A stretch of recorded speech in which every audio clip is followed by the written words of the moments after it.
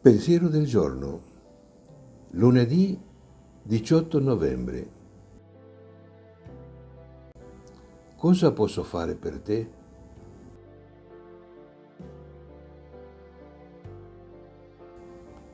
Un'altra nota caratteristica dell'amore, citata in tutti i libri sacri, è che se fosse vissuta basterebbe da sola a fare del mondo intero una grande famiglia e amare come se stessi, fare agli altri ciò che vorremmo fosse fatto a noi stessi, non fare agli altri ciò che non vorremmo fosse fatto a noi.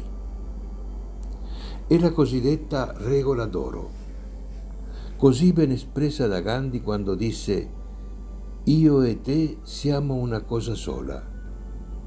Non posso farti del male senza fare del male a me stesso. Il Vangelo la proclama in questi termini: fate agli altri quello che vorreste fosse fatto a voi.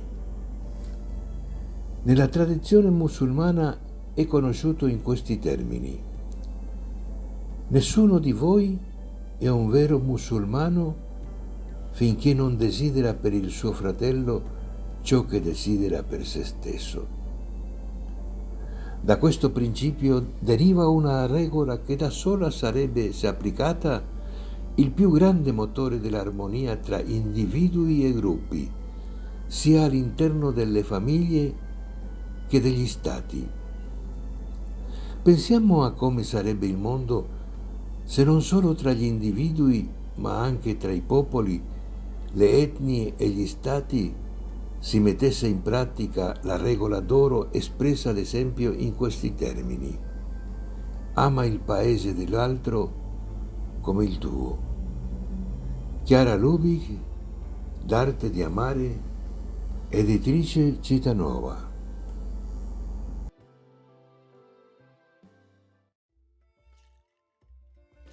Parola di vita, novembre 2024.